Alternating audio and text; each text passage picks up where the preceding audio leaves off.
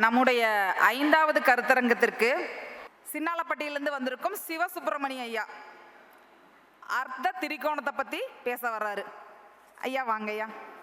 அனைத்து ஜோதிட வித்வான்களுக்கும் என் முதற்கண் வணக்கத்தை தெரிவித்துக் கொள்கின்றேன். இங்கு எனக்கு கொடுக்கப்பட்டிருக்கும் தலைப்பு அர்த்த திரிகோணம். தனம் சம்பந்தப்பட்ட, செல்வம் சம்பந்தப்பட்ட, இந்த செல்வம் வரும் வழி, இதை குறித்த ஒரு பார்வை. இதை குறித்த நமது ரிஷிமார்கள் என்ன கூறியிருக்கிறார்கள் என்பதை பற்றிய ஒரு கண்ணோட்டத்தை நாம் இங்கே காணப்போகின்றோம். நம்ம முன்னோர்களில் வேத ஞானிகள் ஒருவரான அபிராமி பட்டர், அவர் அம்பாளிடம் வேண்டும்போது, தனம் தரும் கல்வி தரும் ஒரு நாளும் தளர்வறியா மனம் தரும் தெய்வ வடிவம் தரும் வஞ்சமிலா இனம் தரும் நல்லன எல்லாம் தரும் அன்பவர் என்பவருக்கே கணம் தரும் பூங்குழல் அபிராமி கடைக்கண்களே அப்படின்னு அவர் முதல்ல ஆரம்பிக்கிறார். அவர் ஆரம்பிக்கும் போதே தனம் தரும் என்று ஆரம்பிக்கிறார். அப்போ தனம் எவ்வளவு முக்கியமானது இந்த உலகத்தில் அப்படிங்கிறத நம்ம சொல்லாமலே விளங்கும்.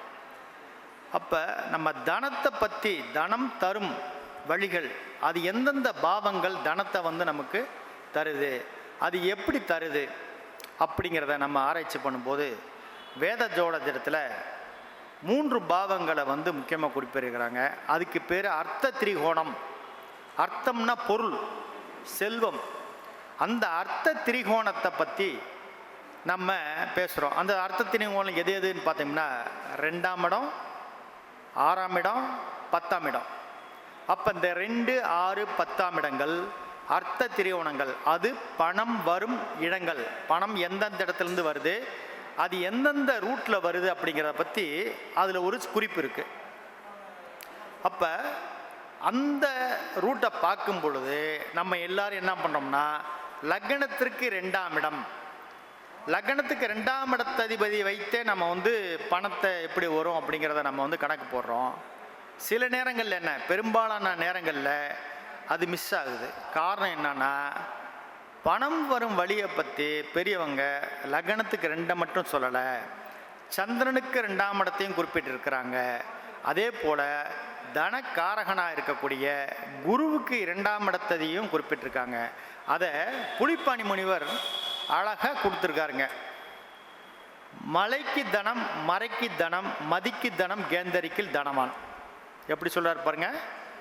மலைக்கு தனம், மறைக்கு தனம், மதிக்கு தனம், கேந்தரித்தல் தனவான் அப்படின்னு கொடுத்துருக்கிறார். புலிப்பாணி முன்னோரோட அந்த புக்கில் தாய்மகள் ஏசல்னு ஒரு பகுதி இருக்குதுங்க. அந்த தாய்மகள் ஏசலில் இந்த ரூல் இருக்குங்க. இந்த ரூல் மிக அருமையான நூல். இந்த ரூலை நான் ஆரம்ப காலத்தில் 90களில் நான் படிச்சுட்டு இது எப்படி ஒட்டு வருங்கிற விஷயத்தை நம்ம படிக்கும் பொழுது, இந்த ஹவு டு ஜட்ஜ் அ ஹோராஸ்கோப்புங்கிற புக் இருக்குது பார்த்தீங்களா, பிவி ராமன் அவர் எழுதினது. அந்த புக்கில் 10ஆம் பாவத்தில் கொடுத்துருக்கப்பட்ட தொழில் அதிபர்களுடைய ஜாதகங்கள் எல்லாமே 100 ஜாதகம் கொடுத்துருக்காருன்னு சொன்னால் 75 ஜாதகங்கள் இந்த ரூல் அந்த ஜாதகத்தில் அப்ளை ஆகுதுங்க. மதிக்கு தனம், மலைக்கு தனம், மறைக்கு தனம், தனவான். எப்படின்னா, மலைன்னு சொன்னால் லக்னங்க, லக்னத்துக்கு 2ஆம் இடம். மறைன்னு சொன்னால் குருவுக்கு 2ஆம் இடங்க. மதிக்கு தனம் சொன்னால் சந்திரனுக்கு 2ஆம் இடம். இந்த 3 லக்னத்துக்கு 2ஆம் இடத்த அதிபதிகளும் லக்னத்துக்கு கேந்திரத்தில் இருந்ததானால் மிகப்பெரிய தனவான் அப்படின்னு. இதை பார்த்தீங்கன்னா பில்கேட்ஸ் ஜாதகம், இந்த மாதிரி பெரிய பெரிய கணவன்கள் ஜாதகங்கள்லாம் பார்த்தீங்கன்னா இந்த ரூல் கரெக்டாக அப்ளை ஆகுதுங்க. இது 100க்கு 100% கரெக்டாக இருக்குது. 2 விதி உங்களுக்கு அப்ளை ஆச்சுன்னு சொன்னால் அவன் ஒரு தரமான ஒரு பெரிய பணக்காரன். 3 விதியுமே லக்னத்துக்கு 2 கூடையவன், சந்திரனுக்கு 2 கூடையவன், குருவுக்கு 2 கூடையவன், இந்த 3 பேருமே ஃபெயிலியர் ஆயிடுச்சுன்னு சொன்னால் அவனால் எந்த காலத்திலையுமே மீடேறி வர முடியாதுங்க. சில ஜாதகங்களில் பார்க்குறோம், லக்னத்துக்கு 2 கூடையவன் கெட்டு போயிருப்பாருங்க, சந்திரனுக்கு 2 கூடையும் கெட்டு போயிருப்பார். ஆனால் குருவுக்கு 2 கூடையவன் உச்சம் பெற்று அந்த குருவினால் பார்க்கப்படுறான்னு வச்சுக்கோங்களேன், அபரிவிதமான செல்வம். நான் நிறைய பார்த்துருக்கேன், நிறைய ஜாதகங்கள் அனுபவங்கள் நான் பார்த்துட்ருக்கேன். இந்த குருவுக்கு 2 கூட உச்சம் பெற்று லக்னத்துக்கு கேந்திர திரிகோணத்தில் இருந்தான்னு சொன்னால், அல்லது லக்னாதிபதியுடன் தொடர்பு இருந்ததானா மிகப்பெரிய செல்வந்தன் ஆகிறாங்க. நாங்கள் என்ன நினைக்கிறோம், லக்னத்துக்கு 2ஆம் இடத்ததி கெட்டு போயிட்டான், ஆரம்ப காலத்தில் அவன் பெரிய ஆளாகிறதுக்கு முன்னாடி பார்த்தோம்னா லக்னத்துக்கு 2 கூடவன், சந்திரனுக்கு 2 கூட கெட்டு போயிட்டான், இவன் சம்பாதிக்க முடியாது அப்படிங்கிற மாதிரி கான்செப்டில் பேசிடுறாங்க. அப்படி இல்லை, இல்லைங்க. குருவுக்கு 2 கூடவன் நல்ல நிலைமையிலிருந்து குருவினால் பார்க்கப்பட்டாலோ அது லக்னாதிபனுடைய தொடர்பில் இருந்தான்னு வச்சுக்கோங்களேன், மிக பெரிய செல்வந்தன் ஆயிடுறான். ஆனால் ஜாதகத்தை லக்னத்தை 2 கூடயும் பார்த்துட்டு நம்ம என்ன பண்ணுறோம், இந்த ஜாதகம் தப்பு, இந்த ஜாதகம் சரி வராது, அப்படின்னு சும்மா நம்ம சொல்லிட்டு இருக்கிறாங்க. ஆனால் இந்த புலிப்பாணி முனிவர் சொன்ன அந்த ரூலை நீங்கள் ஃபாலோ பண்ணிங்கன்னா அருமையான யோகம். சரி, இதிலிருந்து நம்ம என்ன தெரிஞ்சுக்கலாம்? இப்போ லக்னத்துக்கு 2 கூடயும் கெட்டு போயிட்டாங்க. அப்போ அவனால் செல்வம் லக்னத்துக்கு 2 கூடையவனால வராது. சந்திரனுக்கு 2 கூடையும் கெட்டு போயிட்டான். அப்போ சந்திரனுக்கு 2 கூடையவன் யாரோ அவனால் செல்வம் வராதுங்க. குருவுக்கு 2 கூடையவன். இந்த 3 பேரில் எந்த அதிபதி வலுத்திருக்கிறானோ அந்த காரகன், அந்த பாவாதிபதியினால் அவன் செல்வம் அடைவாங்கிற சொல்லலாம்ங்களா? அப்போ அந்த முறையில் அந்த ரூட்டில் போய் நீ சம்பாரி அப்படிங்கிற சொல்ல முடியுங்களா? இதுதாங்க அந்த ஜோதிடத்தில் இருக்கிற ரகசியம். அதனால் எடுப்பில் நம்ம இந்த ஜாதகம் சரியில்லைன்னு சொல்லக்கூடாது, 2 கூடையும் கெட்டு போயிட்டான் அப்படின்னு. அப்புறம் எல்லாரும் நினைக்கிறோம், இந்த 6ஆம் இடம் தனஸ்தானத்துக்கு எப்படிங்க ஒத்து வரும்? 6ஆம் இடம் சத்ருரோண ரோகஸ்தானம் தானே, அந்த அர்த்த திரிகோணத்தில் எப்படிங்க 6ஆம் இடம் வருது அப்படிங்கிற மாதிரி எல்லாரும் கேள்வி கேட்குறாங்க. எனது நண்பர்களும் சில பேர் ஜோதிடர்களும் 6ஆம் இடத்தை அர்த்த திரிகோணத்தில் எப்படி வச்சாங்க அப்படின்னு. ஆனால் அதில் ஒரு சூட்சம் இருக்குதுங்க, நல்ல ரகசியமான சூட்சம் இருக்குது. இப்போ பாருங்களேன், 1ஆம் இடம் நம்மளுடைய ஆத்மா, உடல், நம்ம வாங்கிட்டு வந்த கர்ம பலன்கள் எல்லாத்தையுமே ஆளினால் எல்லாத்தையும் சுட்டி காட்டுறது லக்னம் தாங்க. இந்த லக்னம், இந்த நாம் பிறப்பதற்கு காரணமாக இருந்த நபர் நம்ம தந்தையார். அப்போ நம்ம தந்தையார் என்ன சொல்கிறாங்க, லக்னத்துக்கு 9ஆம் இடங்க. அப்போ நமது தந்தையார் வருவதற்கு காரணமாக இருந்தவர் நம்ம தாத்தா, அதுக்கு 9ஆம் இடத்துக்கு 9ஆம் இடம் எதுங்க, 5ஆம் இடங்க. அப்போ இப்படி ரிவர்ஸ் சைக்கிளில் 1ஆம் இடம், அதற்கு காரணம் 9ஆம் இடம், அதற்கு காரணம் 9ஆம் இடம், அது 5ஆம் இடம். இப்படி 1, 9, 5ஆம் இடமாக ஒரு ரிவர்ஸில் வருதுங்க. காரண காரிய தொடர்புங்க இதெல்லாம். அந்த ஒரு காரணம், ஒரு காரியம், இந்த காரியத்துக்கு காரணம் என்ன அப்படின்னு பார்க்கும்போது இந்த 1, 9, 5ஆம் இடங்கள் இப்படி ரிவர்ஸில் வருதுங்க. அதே ரூட்டில் நம்ம ஃபாலோ பண்ணி இந்த அர்த்த திரிகோணங்கிற விஷயத்தை நம்ம எடுத்துக்கிட்டோம்னா, 2ஆம் இடம் பணம், அதாவது 2ஆம் இடம் லிக்விட் கரன்சி, அதாவது கையிருப்பு. அதை நம்ம செல்வத்தோடு சேர்க்கக்கூடாதுங்க, சொத்துக்களோட சேர்க்கக்கூடாதுங்க. அது நம்ம கையில் இருக்கக்கூடிய கையிருப்புங்க.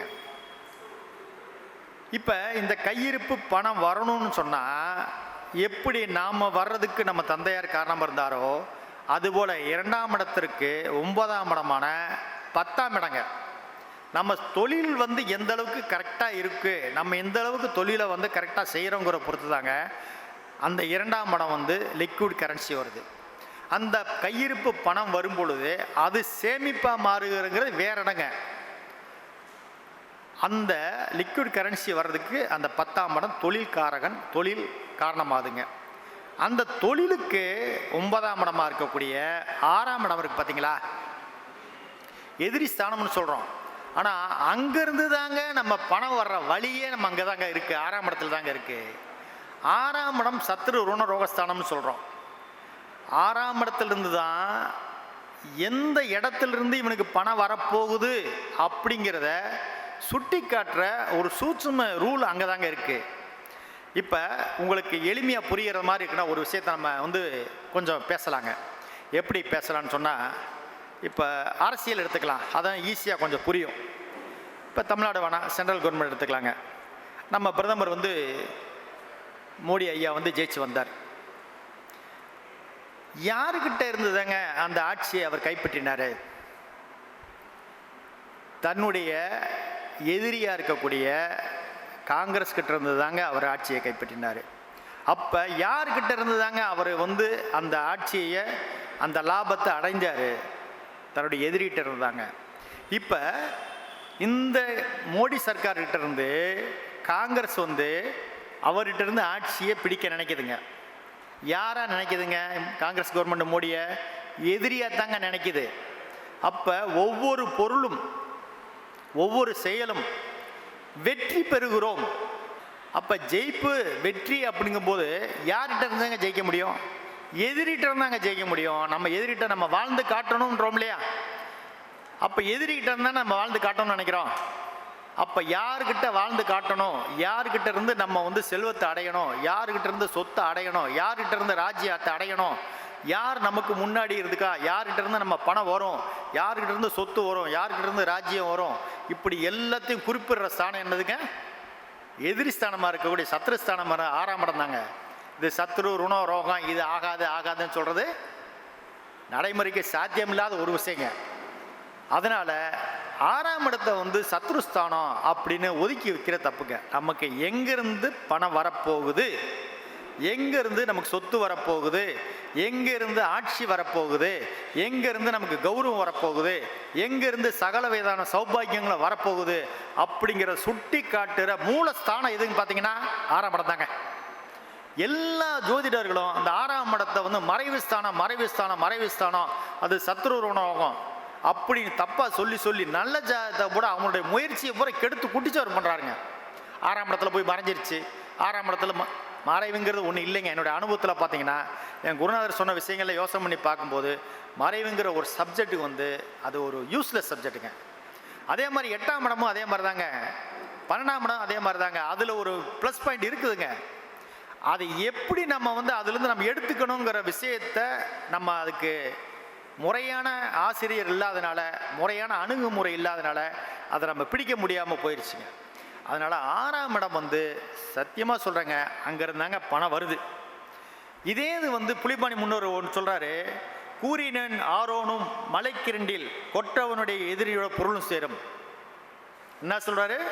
கூறினேன் ஆரோனும் மலைக்கு இரண்டில், லக்னத்துக்கு 2ஆம் இடத்துல 6ஆம் இடத்த அதிபதி அமர்ந்திருந்தான் சொன்னால் எதிரியோட பொருள் சேரும்னு சொல்கிறாருங்க.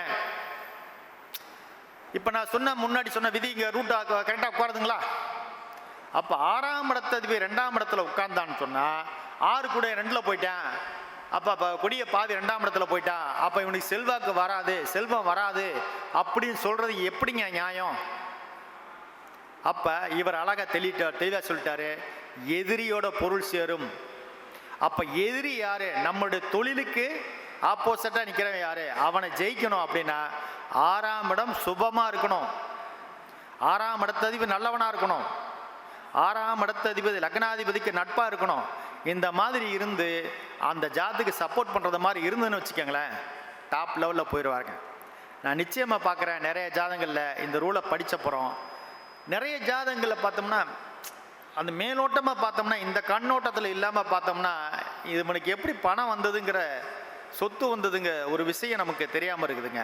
ஆனால் இந்த குருவுக்கு 2 குடையவன், சந்திரனுக்கு 2 குடையவன் நல்ல நிலைமையில் இருந்தான்னு சொன்னால் அவன் ஜெயிச்சு வந்துடுறாங்க. இது மாதிரி பல விஷயங்களை நம்ம யோசனை பண்ணும் பொழுது 10 குடையவன் 2ஆம் இடத்துல இருந்தால் என்ன பலன், 6 குடையவன் 10ஆம் இடத்துல இருந்தால் என்ன பலன், இது மாதிரி பார்க்கும்போதுங்க இந்த 2, 6, 10 குடையவன், இந்த திரிகோணம் இருக்கு பார்த்தீங்களா, 2, 6, 10 குடையவர்கள், இந்த 2, 6, 10 குடையவர்கள் இந்த 2, 6, 10ல் ஒருத்தருக்கு ஒருத்தர் அந்த அந்த திரிகோணத்திலேயே அமர்ந்திருந்து லக்னாதிபதியோட தொடர்பு ஏற்பட்டுச்சுன்னு வச்சுக்கோங்களேன், அருமையான தன யோகங்க. அவங்களுக்கு செல்வம் கொட்டிடுதுங்க. நீங்கள் மற்ற வகையில் யோசனை பண்ணோம்னா இந்த 6ஆம் இடத்ததிபதி 2 கூட 6க்கு போயிட்டான், 10 கூட 6க்கு போயிட்டான், 6ஆம் இடத்ததிபதி 6ல் உட்காந்துருக்கிறான், 6 கூட 10ல் போயிட்டான், அந்த கெட்டு போயிட்டான், 6ஆம் இடத்தோட தொடர்பு வந்துருச்சு அப்படின்னு நம்ம தவறுதலாக கணக்கு போட்டுறோங்க. ஆனால் இந்த 2, 6, 10 இந்த அர்த்த திரிகோணாதிபதிகள் இந்த அர்த்த திரிகோணத்தில் இருந்து லக்னாதிபனோட பார்வையோ சேர்க்கையோ இருந்துருச்சுன்னு சொன்னால் அருமையான செல்வத்தை அவங்க கை நிறைய காசு வச்சு பிழைக்கிறது மாதிரியும் எந்த வகையிலையும் அவங்களுக்கு பொருளாதார சிரமங்கள் இல்லாத ஒரு சூழ்நிலையும் அந்த ஜாதத்துக்கு அமையுதுங்க.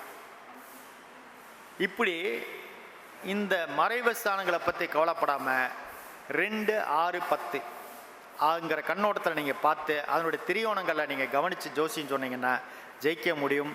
இந்த இடங்களில் எந்தெந்த இடங்கள் பாதிக்கப்பட்டிருக்கு அப்படிங்கிறத கவனித்து அந்த ரீதியில் ஜோதிடம் பார்க்க வர்றவங்களுக்கு நம்ம அது சார்ந்த அறிவுரைகள், அந்த தசாபுத்தி நடக்கும்போது ஏற்படக்கூடிய அறிவுரைகள், இந்த மாதிரி நீங்கள் நடந்துக்கிட்டிங்கன்னா உங்களுக்கு செல்வம் வரும், இந்த மாதிரி நீங்கள் காரியங்களை செய்தீங்கன்னா உங்களுக்கு செல்வம் கையிருப்பு நிற்கும், இந்த மாதிரி வந்தீங்கன்னா இழப்புகளை தவிர்க்கலாம் அப்படிங்கிற மாதிரி நம்ம அறிவுரை அழகாக சொல்லலாங்க. அதன் அடிப்படையில் நீங்கள் முயற்சி பண்ணுங்கள். பாருங்கள், அருமையான ஒரு பலன் நம்ம எடுக்க முடியுது. இதன் அடிப்படையில் நல்லபடியான உங்களுக்கு பலன் எடுக்கக்கூடிய வாய்ப்புகள் கிடைக்குதுங்க. வாய்ப்பு தந்தமைக்கு மிக்க நன்றி. வணக்கம். ஐயாவோட கருத்துக்கள் அருமையாக இருந்துச்சுங்களா? நிறைய விளக்கங்கள் கிடைச்சதுங்களா? ரொம்ப அருமையாக விளக்கங்கள் நம்மளுக்கு கிடைச்சது. ஐயாவுக்கு என்னுடைய மனமார்ந்த நன்றிகள். ஐயாவுக்கு நம்மளுடைய சூரிய ஜெயவேல் ஐயாவும் தனக்கோடி ஐயாவும் சிறப்பு பண்ணுவாங்க, மரியாதை பண்ணுவாங்க.